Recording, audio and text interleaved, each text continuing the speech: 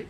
Ross Thomson. Thank you very much, Chair. My question is to Shankar, which is, you're right that Europe will remain an important trading partner. And sometimes I do get frustrated in the debate that often we talk about trade with EU or trade with non-EU countries as if it's a choice between the two, and it's not. It's going to be a trading relationship with the EU, changing that relationship now that we're able to sign our own trade deals and have our own independent trade policy. And you mentioned the key markets, one of them being Japan, which I found interesting, given that there is already a significant investment relationship between Scotland and Japan, already worth over 1.1 billion. Over 5,000 Scots are employed by Japanese companies. There's about 24 Japanese manufacturing companies based in Scotland.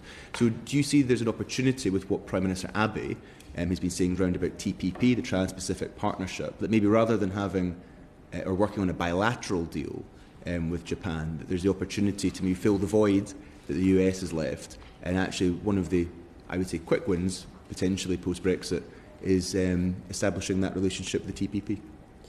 So I think there is an opportunity. Clearly, the member states that are or the countries that are part of the TPP negotiations suggest there is an opportunity for the UK to be part of that agreement. Whether it is the same as filling the role of the US or indeed offsetting any costs from leaving the EU, I think is in question. And you pointed to something. You said it's not a question about a trading relationship with the EU or a trading relationship with non-EU countries. I agree with that. However, there is going to be an interdependency there. So clearly, if we have a very integrated agreement with the EU in which we align on regulations with the EU in goods, that necessarily creates barriers in trade with countries that are part of TPP and countries such as the US. So there is going to be a trade-off here that the UK does have to strike. And if it is a question of joining TPP and seeking all the benefits that could possibly offer, I would suggest that erects trade barriers with our closest partner, the EU. Out of interest, therefore, in terms of alignment on goods, as proposed in Chequers with a common rulebook, yes, you share the view, well, I would certainly say that that does put barriers to potential trade agreements whether that's a TPP or anywhere else in the world. So I would say it doesn't rule them out. It makes it more difficult. But it does challenge the idea of a completely independent trade policy.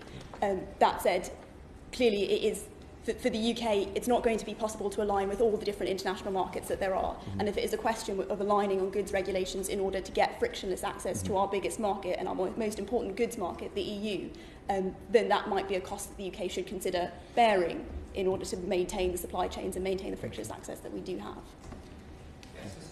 I just wanted to come in on that, and I agree very much with what Artie has just said, that the more closely we align with EU regulations, single market regulations, the harder it would be for us to join something like the CPTPP, which is quite a different regulatory regime. Sure. So it's not obvious that joining the CPTPP would necessarily be that easy for the UK. Yeah. I also just wanted to pick up on something that Kirsty said, which I also agree with, which we haven't said very much about.